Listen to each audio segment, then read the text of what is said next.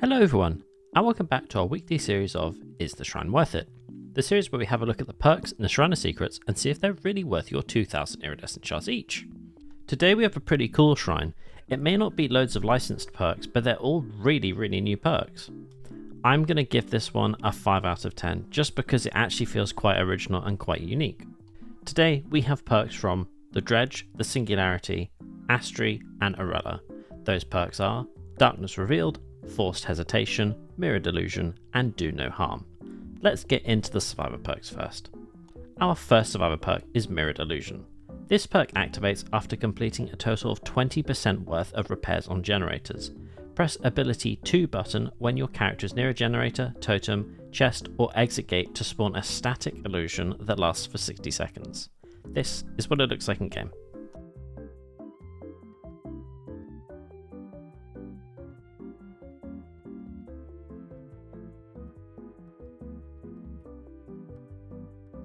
I'm going to give Mirrored Illusion an 8 out of 10 in terms of its strength. I actually think that this is kind of secretly really good. It's an excellent perk for bamboozling the bejesus out of a killer and just absolutely ruining their day because they think they're going to get a free hit on a greedy survivor. On top of this being a really fun and really useful perk, this is from a licensed character, so it is 100% worth picking up in the shrine this week. Our next survivor perk is Do No Harm. When you heal another survivor, for each hook state they have, heal 50% faster and gain 3% progress for succeeding a great skill check. This is what it looks like in game.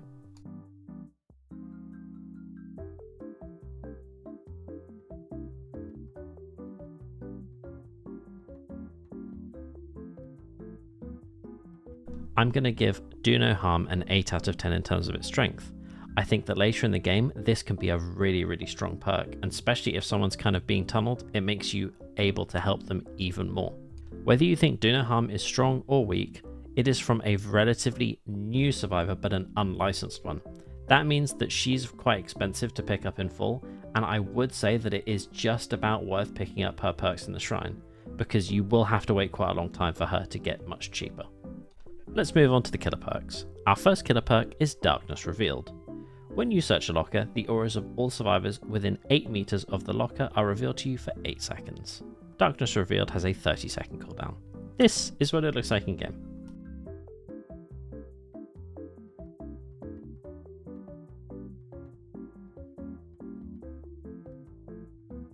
I'm going to give Darkness Revealed an 8 out of 10. This is a super strong perk. Even if you aren't a killer that needs to restock your projectiles, this is a super good perk for revealing loads of information. And yes, before you're wondering, it does work on maps that have an upstairs and a downstairs, so it can just give you a humongous amount of information as to where everybody is. Whether you think this perk is good or not, this is from the Dredge, who is unlicensed, and he's old enough now that it's much better value for you to go and pick him up in full and stay away from this in the shrine.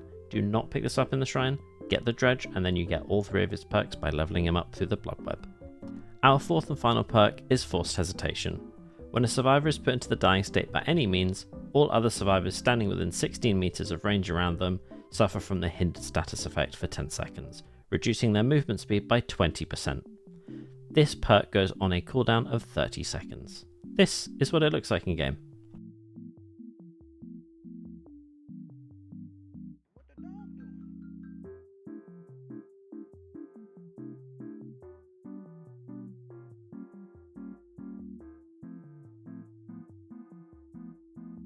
I'm going to give this perk an 8 out of 10. I know I've been giving everything really good scores so far, but I genuinely think that this perk is an absolute hidden gem. As you can see in the clip, the speed at which the survivor that was downed by the other survivor was decreased is just absolutely insane. It genuinely looked like the other survivor was trying to just take a shit in their own pants. Whether you think this is strong or not, Forced Hesitation is from the Singularity, and the Singularity is not licensed. And just like the Dredge, I would say that they are old enough that it's worth just going to pick up the Singularity instead, get all 3 of their perks from the Blood Web, and stay away from this in the shrine. So to recap this week, the perks we want to pick up in the shrine are both of the survivor perks. The perks that we want to stay away from are both of the killer perks. Thank you for watching this week. Hopefully we get an even better shrine next week. See you then. Bye bye.